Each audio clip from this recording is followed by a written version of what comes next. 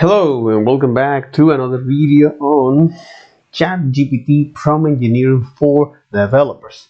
So right now I'm using this Notion to keep track my progress. I'm going to update this topic here, this inferring, transforming, as well as expanding. Right now I'm looking at the chatbots. I think that I will wrap that by the end of the previous week. However, I think I will gonna end this in this next week, right? So making this a whole month, dedicating an hour of learning these topics. So this process is something that, after all, it took me a month, and because I also keep tracking how many hours I dedicated to that, which is, I know, is kind of fucked up. Why? Because it is very excessive. However, in my defense, okay, well, I can mention that this level of grain detail and keep tracking the hours that I put into certain topic and different topics is something that provide me this kind of outputs in terms of be able to know more about this topic, articulate that, and put that in a practice while improving my communication skill. So that's great completely. Because at the end of the day, that's actually what really matters. And also, what is the value of this tool, right? So what are the problems you can solve with this tool? So that's something that I dedicated over the past month. As I mentioned, an average of 10 hours weekly. So let's jump into it here by making a quick recap of the entire course, right? So first, well, in this course, which is taught by Andrew Ng from deeplearning.ai and co-founder of Coursera, as well as Isa Fulford from OpenAI, okay? In this course, we're going to see how to use and build applications quickly and understand how, for example, building a specific use case that were highly prohibitive or cost prohibitive, highly technical, and nearly impossible before now. So by describing how LLM works, good practice of how to interact with this prompt, as well as see how you can use LLM APIs to enhance applications in use case like summarizing a user review for brevity, inferring, sentiment classification, topic extractions, transforming, let's say, from one language to another, or for spell check and grammar corrections, as well as the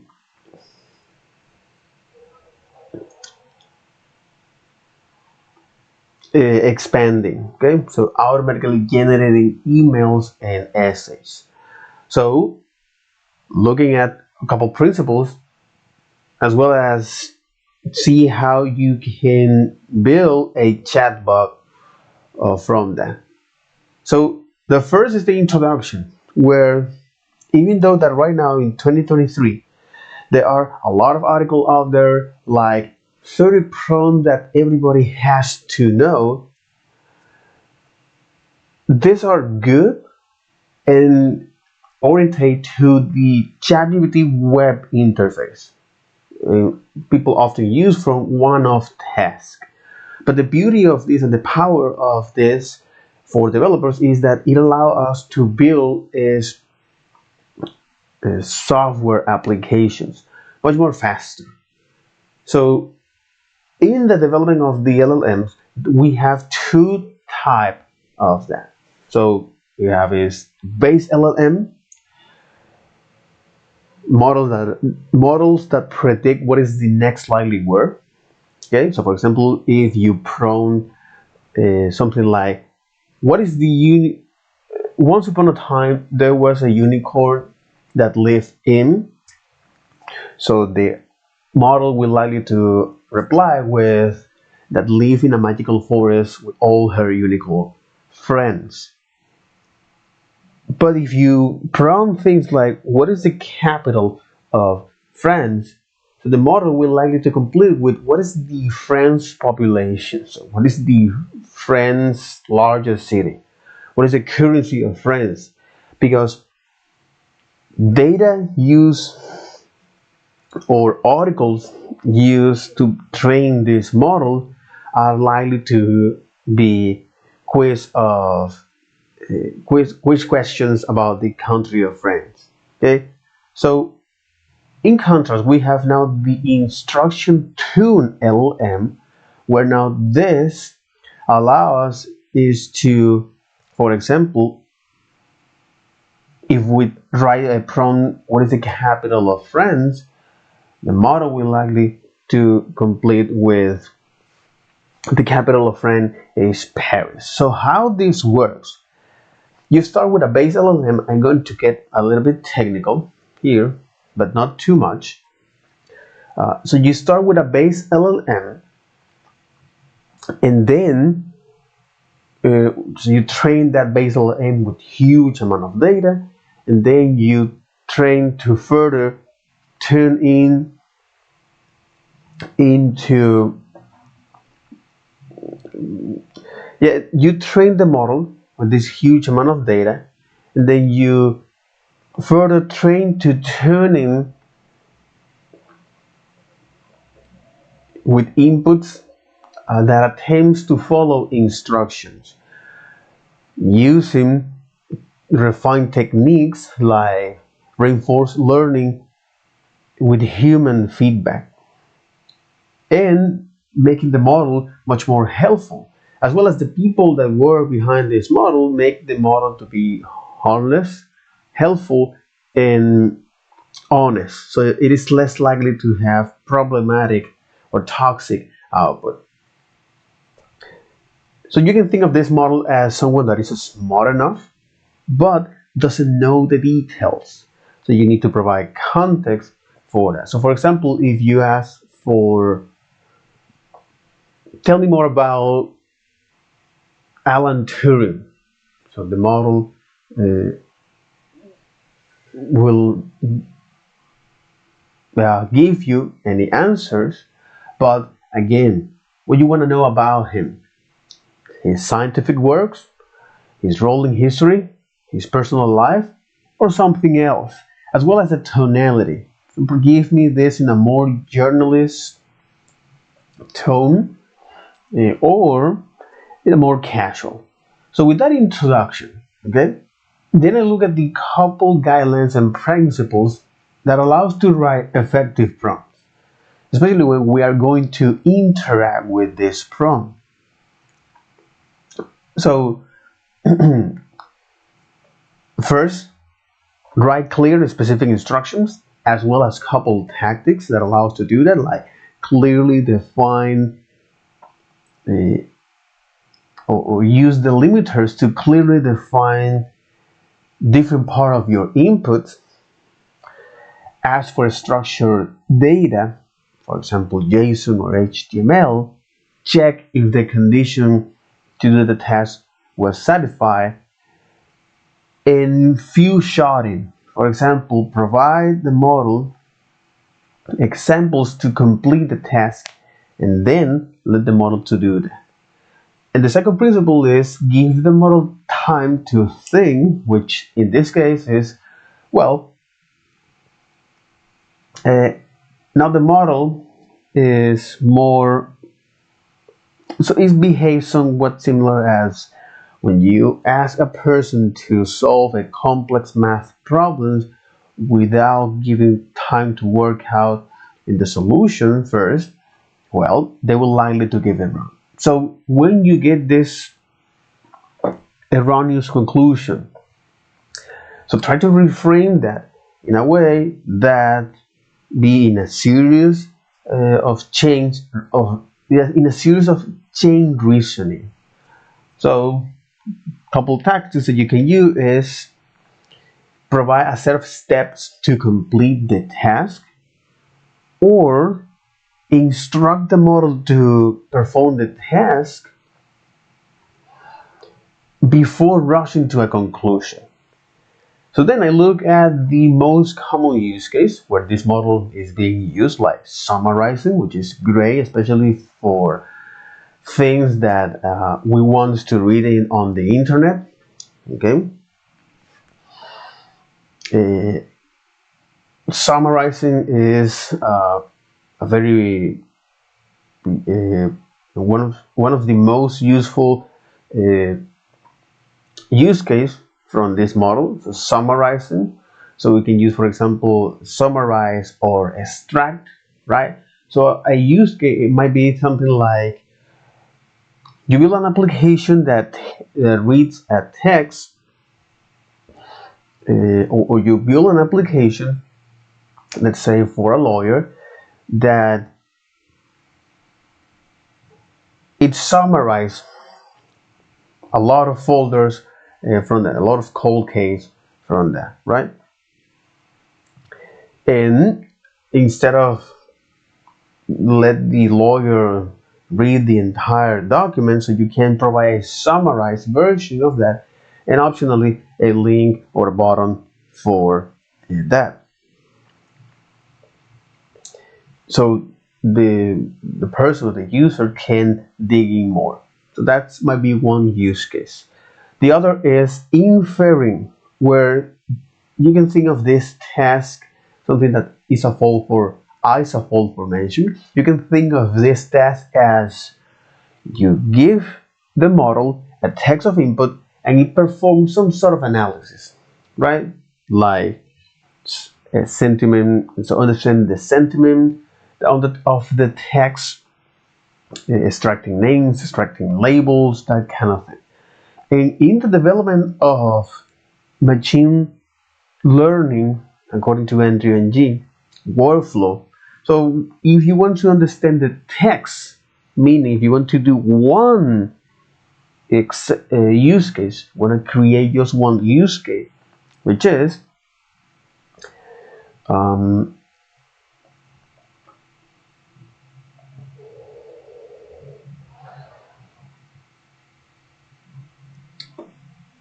understanding the sentiment of a text. Okay, you need is to collect the data. The data you need to collect is the data set. Then you train the model, and ultimately you find a way to deploy that model somewhere. Okay, so with that,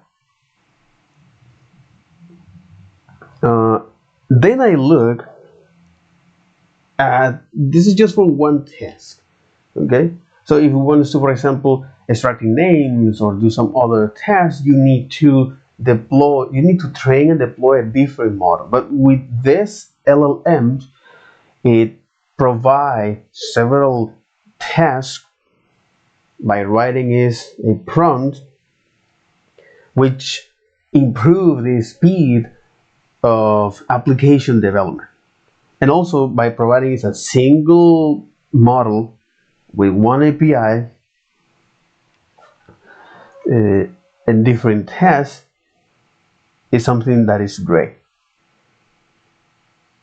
There's also a thing before jumping into this use case when it comes to something known the limitation of the model, which is hallucination. So the model can erroneously give outputs that are not the reality. For example, mention that a particular product, a particular product at a brand that actually doesn't exist.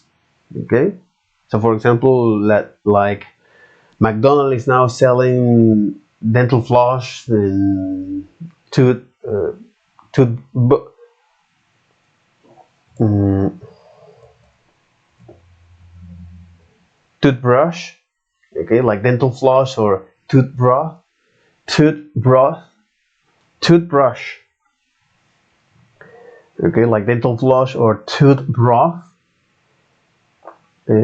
So, which is something that actually they're not doing that. So, well, that's the reason. That's the whole idea of this. So, okay, cool. Because knowing these limitations, all right, uh, allow us to now see is, especially when you're going to iterate or writing this prompt, following is this iterative approach, which is behaves or is closely related to the development of the machine learning. When you have an idea, which is here, okay, so when you have an idea and then you implement that idea, you write a prompt, you get the results, experimental results, you figuring out what you don't get the desired output. Most of the time is like that. However, if you get your desired output on the first shot, that's great. But if you're not, well, then you analyze why you don't get that desired output. You refine your prompt and iterate. Okay, so this is the iteration, or this iterative prompt development. So okay, now I can jump into the next use case, which is inferring, where here we can do things. Explaining is a little bit of this. What are the benefits of using one LLM, as well as providing an API for doing several tasks is something useful and cool as well, because it provides this simplicity. And the keyword or the prompts topics that you can use is like identify the sentiment of a text or sentiment, so positive or negative. List the emotion on this text.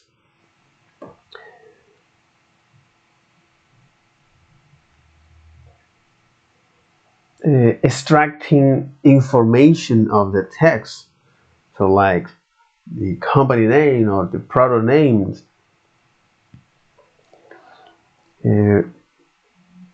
as well as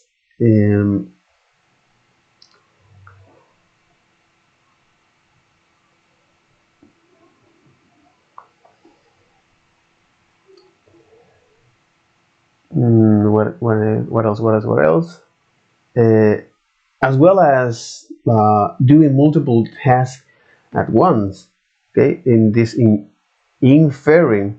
Okay, and the other is inferring topics on a text and list them to count the number of topics from different texts, right? And provide maybe some metrics about that.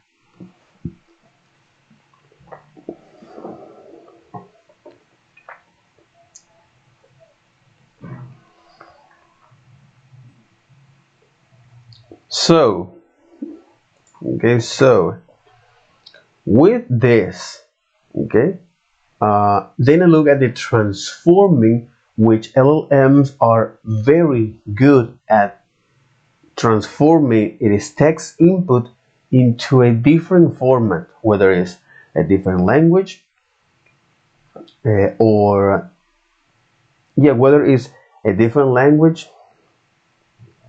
or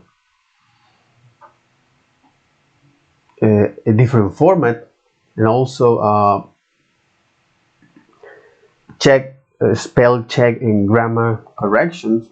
So ISOFUL for use ChatGPT this functionality to proofread everything she writes. Okay, and this is good for tasks like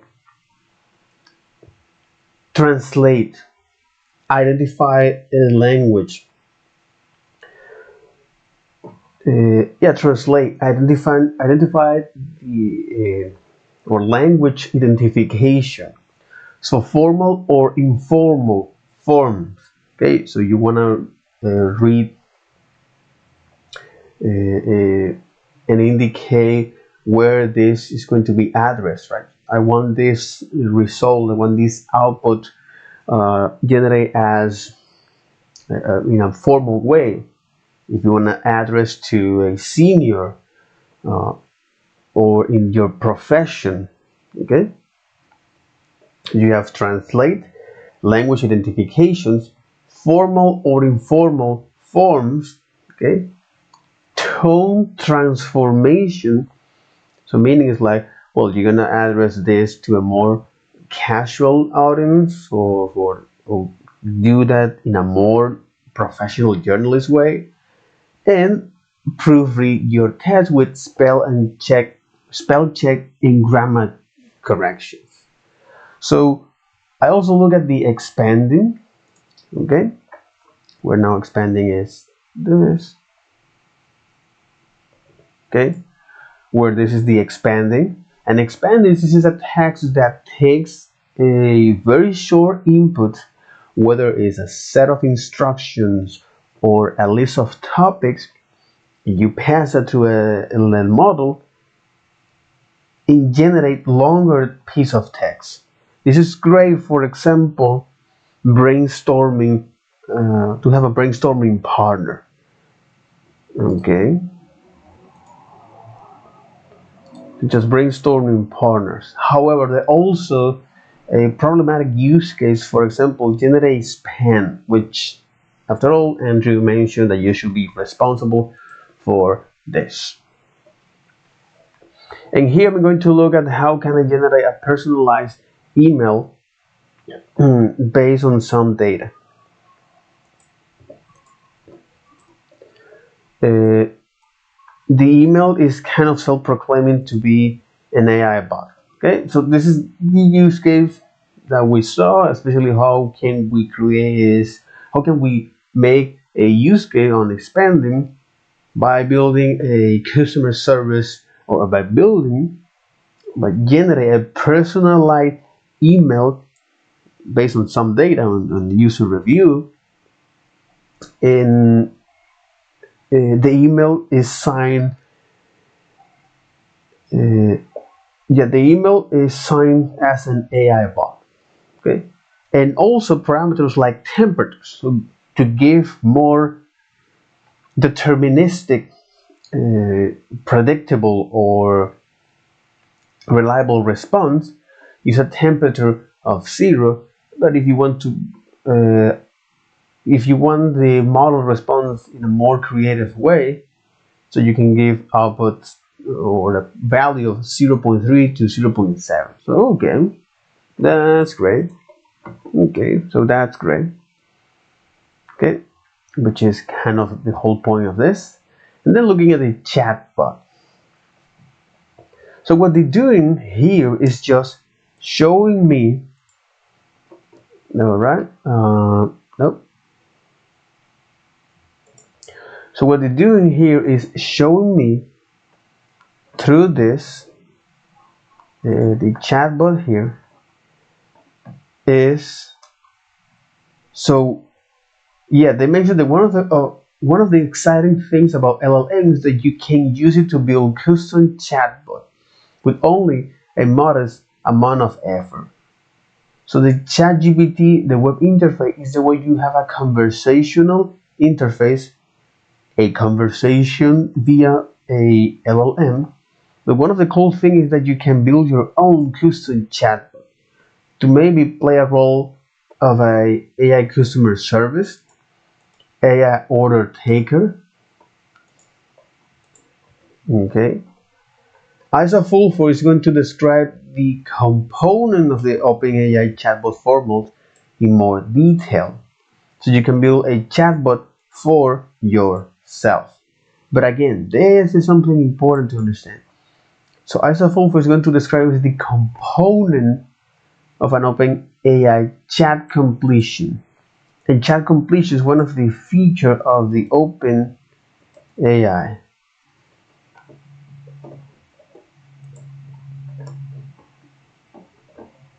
You have the product and research, and the developers, and the company. So you get the developers, overview, documentation, API reference, example.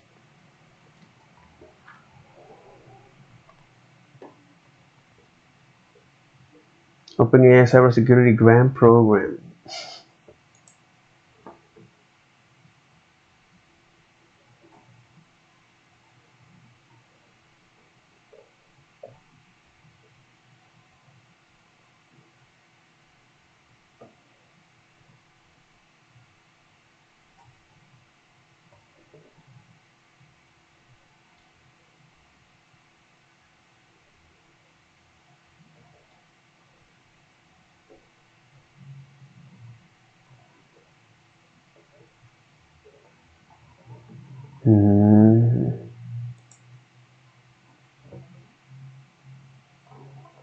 Now I'm looking more for the developers, the documentation here, because that is one of the use case of that.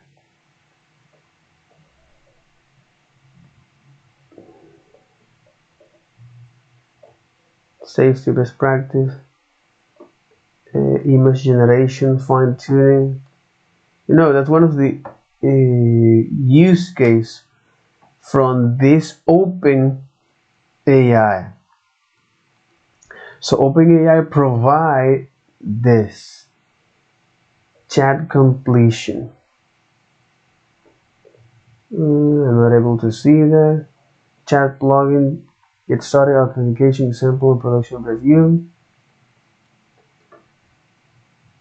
GPT, and that's right. So chat completion APIs, component API, completions, chat completions versus completions, managing tokens. Again, this is for GPT, Generative Pre-trained Transformer. Generative Pre-trained Transformer, which is the model that is used. Models have been trained to understand natural language and code. So using GPT, you can build applications to draft documents, write computer codes, answer questions about a knowledge base, analyze text. Newer models.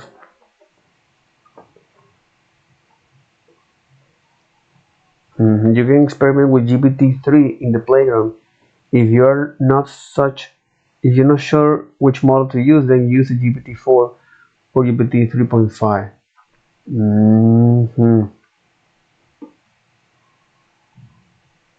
But again, this is one of the features of this generated pre-trained transformer. Generated, how they call this kind of things? Generated, generative AI. I think it's this. A generative AI, whether it's text, image, or other media in response to prompts. Generative AI. Okay. Interesting.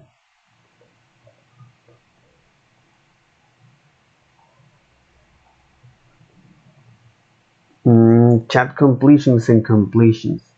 And again, it's describing it from the GPT, this model in particular.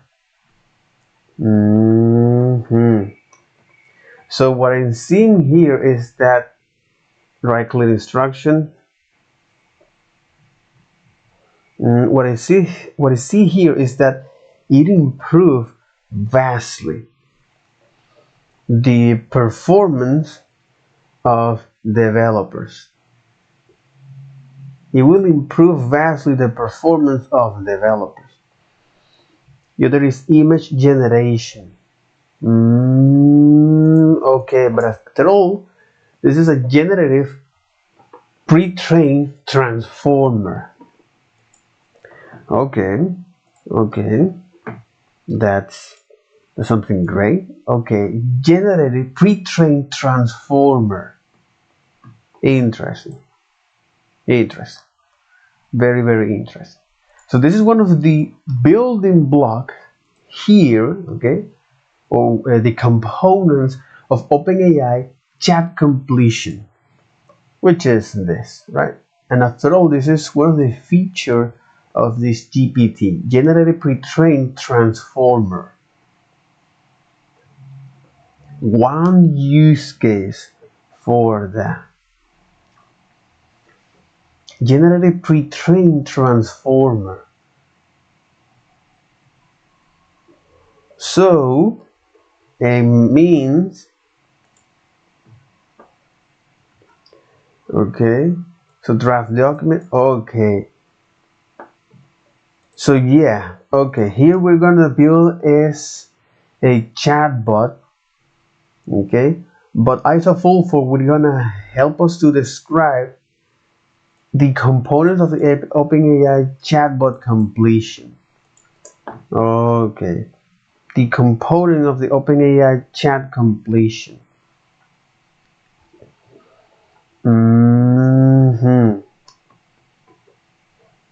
Okay, not the architecture, is the components to do all of this kind of tests. And you also know the limitation of this model. Okay, all right, okay. So that'll be all for this video. Take care, bye bye.